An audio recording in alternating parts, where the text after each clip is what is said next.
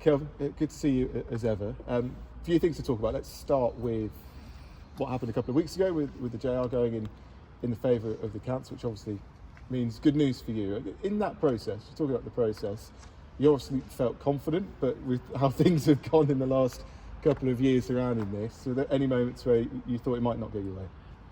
You always think that as soon as anything goes in front of a judge, you're always a bit unsure. We were very confident that we know we'd done nothing wrong. We were very confident that the council had followed appropriate processes, even frustratingly at times for us as a club, because it took longer than we had hoped. But any time it goes in front of one person's decision, there's always a bit of nervousness around that. But the beauty of the decision and the way the decision was made was it was unquestionable, really. That it was unquestionable that everyone had done everything right and above board, and we can move forward as planned.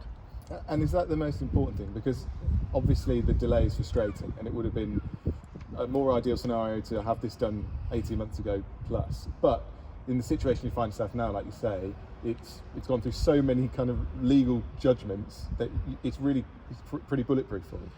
Yeah, I think so, and for the council as well. I think it's safe to say that it's probably been through the most scrutiny that any deal has ever gone through, and maybe in Northampton, maybe in the country, who knows.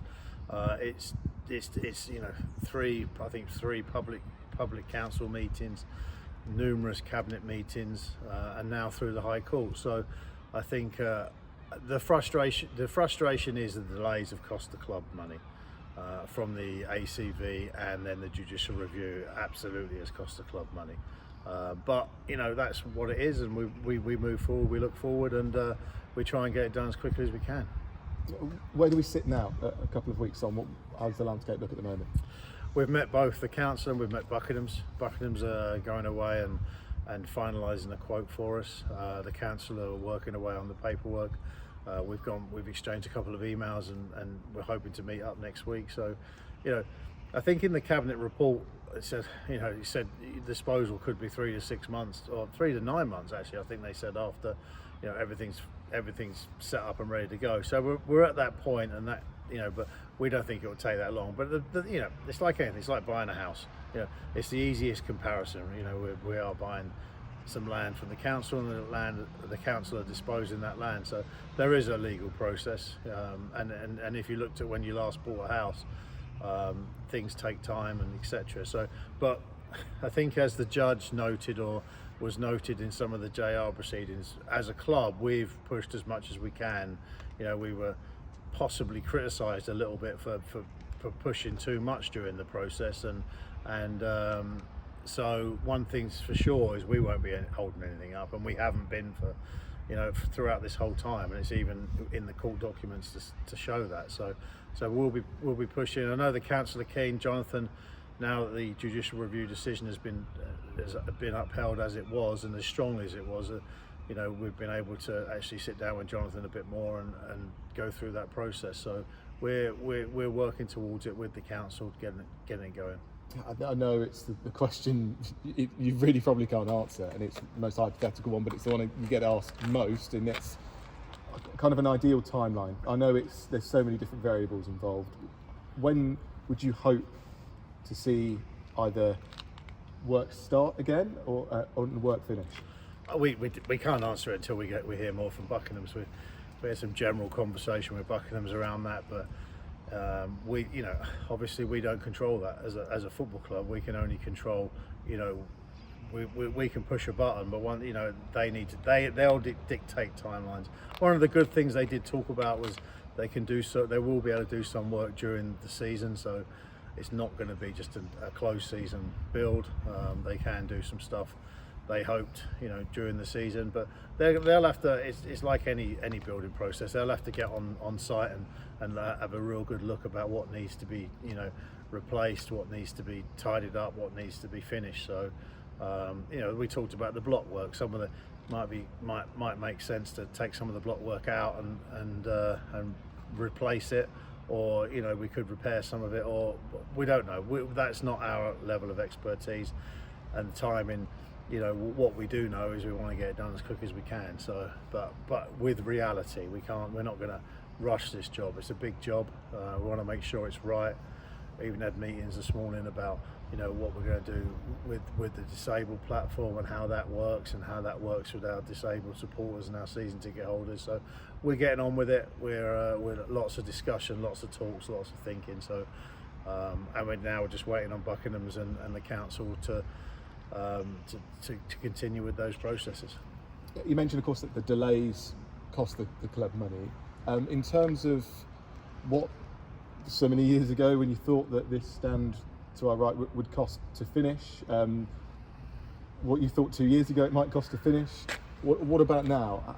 How much money do you think it will cost? Well, interestingly, probably where it's cost the club the most money is in land values. It's not construction costs are probably, we'll know more in the next few weeks when Buckingham's come back, but construction costs from 18 months ago were probably levelled off, or if not, maybe even slightly improved. But land values have definitely gone down, and I think everyone's well aware of that in the business.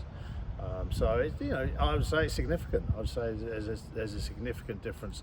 Some of that is balanced off with less. You know, your building costs are maybe less. So there is a bit of balancing, but you know, it is what it is now. At this point, we'll deal with it as we move forward. So there has been a cost. I think that's pretty obvious. People will know that, but you know, we had to go through this process. We've accepted that as a club, and we move forward on that basis.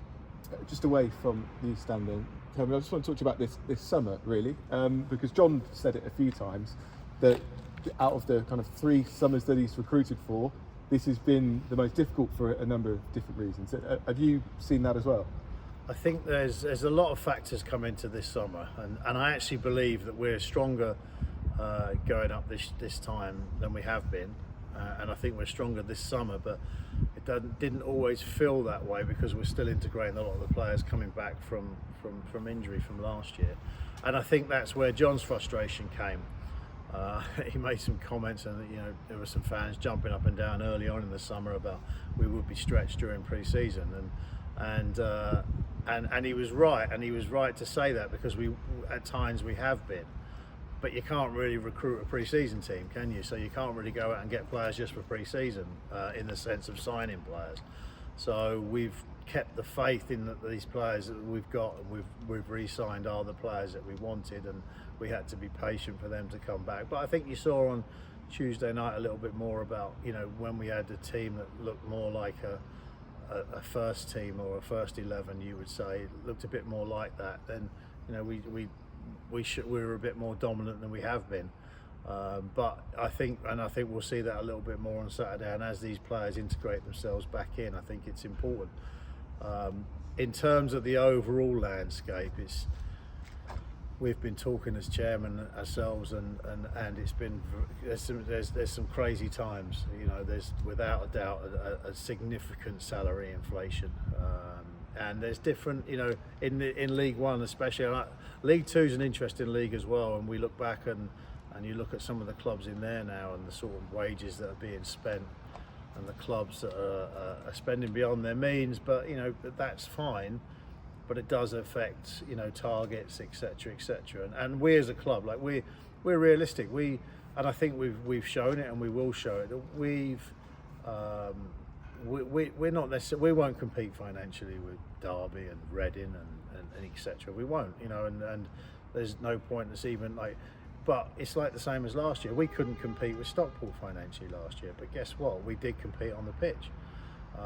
And in fact, you would take our performance right over Stockport's all day long last season, and even though they spent significantly more money, so there will be teams in our league this year in League One that will spend significantly more money, and that's just a reality of life. But in truth, we know we'll compete. We've got a spirit here. We've got a group of players that we believe in. We've added to that. We think we've added with some quality to that, and you know, we'll give it a go. And that's you know, I think that's what most of our fans ask for, and I think John and Colin and Mark and the rest of the group that's what they've shown over the last 2 years, that they can get a team plan, they can get results, they can dig it out and etc. etc. So I think it'll be a challenge, but it's a challenge we're going to face. In terms of the salary inflation, obviously we've seen a lot of clubs spending a lot of money in League Two and League One, like you've mentioned. Not naming players, but how much more is it? If for a general squad player coming in or a key target, how much more a week on average are you seeing players wanting because of this inflation? Well, I think it's at the start of the window a lot more. Probably, double, at times at the start of the window. Sorry, there's a fly, but at the start of the window. But we've all been doing it a reasonable amount of time. We do have a reasonable knowledge of what the game is about, and we've had good success as a club. So we do understand that as the window goes on, those demands do drop a little bit, because the bigger clubs that are willing to pay, what we would consider serious money for players, they can only take a certain amount of players. So other players that may have been demanding those sort of wages suddenly get a bit further down the road and suddenly realise they may not get that at the bigger clubs, and start looking around and at some of their other options.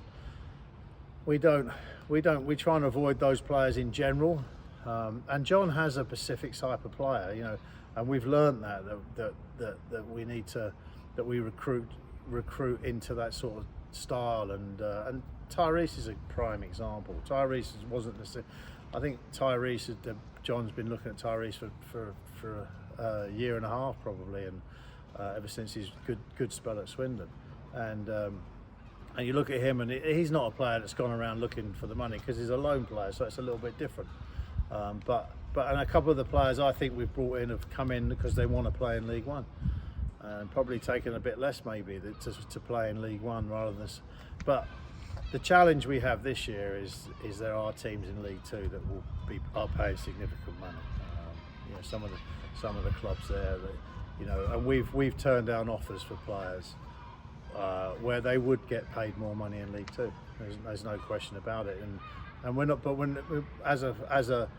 as an ownership, we're not going to put the club at risk just because we want to pay a little bit more for a player when you're not necessarily getting much more quality. A player doesn't become a different player just because you're paying them more money. You've got to try and justify value for money as well for us as a football club, as a lot of clubs do. So I think there is the inflation's there. The inflation in League Two has been there, similar to what it was with Wrexham and Notts County in the conference the year before or last year. But that's now moved into League Two, and it does make League Two attractive for players more so than it was before financially. But I think we've got a good group. We're not in a place where we have to sell players. We'll always be realistic in that way. If the offers is good, or the player definitely wants to go, etc., we'll always look at things on their merits. But we don't have to, and we've told John that, so we're in a good place. Yeah, it's the second summer in a row that you've said that you've turned down significant offers for players. I think John Guthrie was one last summer, wasn't it? He said that he turned down, he stayed. Could you say who the players were this summer, or were they significant offers as well? Yeah, no, they were significant offers, and we think they could have been pushed a bit higher if we really were interested. But we've said we don't want to sell players. We've got a good group. People, it was one of the interesting things this summer where we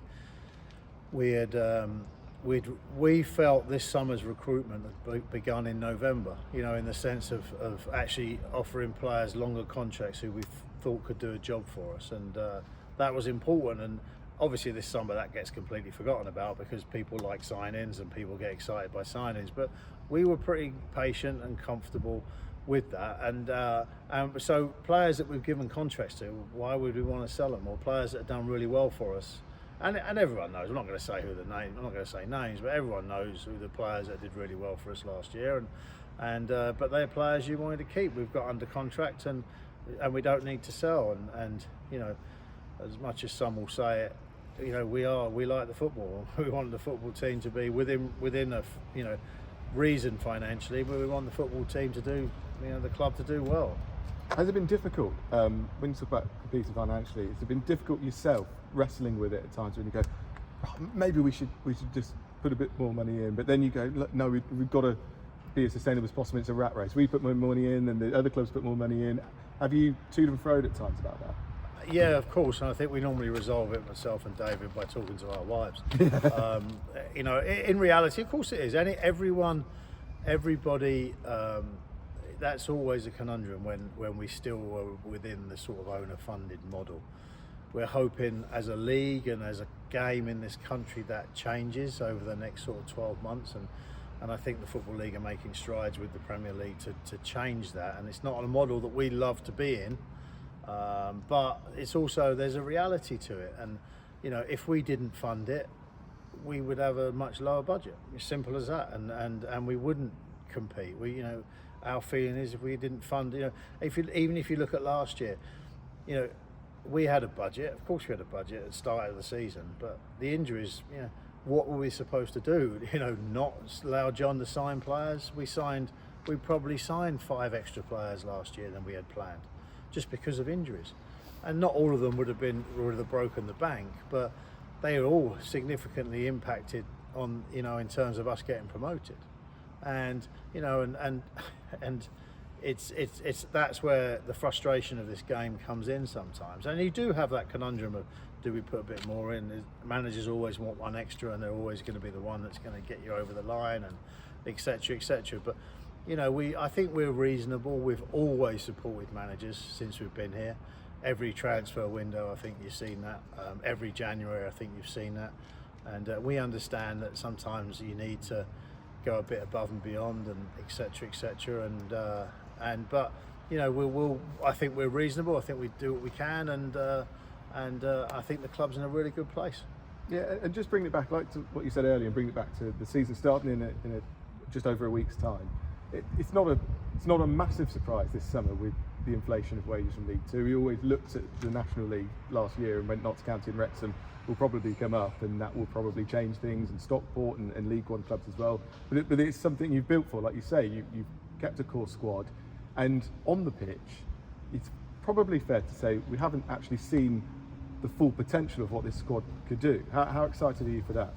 No, I am. I think Tuesday night, being at the game Tuesday, was eye-opening in the sense that, you know, you started to see the shapes of that, and I think John mentioned it. That first half, we looked like we were clicking a little bit, and that was a lot to do with the fact that more of the players that you would expect to start against Stevenage were on the pitch, and even then, you know, you were missing John, you were missing Lee, you know, coming back into the group, and you know, Tyres just joined us, and Kieran wasn't there, and Will wasn't there. So, you know, when you actually, you know, I think the second half we looked at probably maybe 3 players that are really sort of key, you know, who would probably start on against Stevenage. So, you know, I think it's exciting, it's encouraging. It's going to be tough. You know, I speak to the guys at Exeter quite a bit, and some of the other clubs that were there last year, and they talk about how you fight for every point. You know, every point is so important, and you are going to have some ups and downs throughout the season, because you are competing with these bigger clubs and these bigger squads and these, you know, more expensive players, as it were. But those clubs have, you know, Exeter have proved that you can do it, and we've now got to prove that we can do it as well. And I think some people this week put us as favourites of relegation alongside Stevenage. But you know, I don't see that. I don't see us as favourites for that with this squad, and if we can add to them and maybe 1 or 2 more, who knows? As the end of the window, and we'll give it a go. And the one thing you'll always know with this squad is, underdogs or not, we'll scrap it out, and we'll have a go, and we'll try and win football matches. Good stuff. Thank you very much.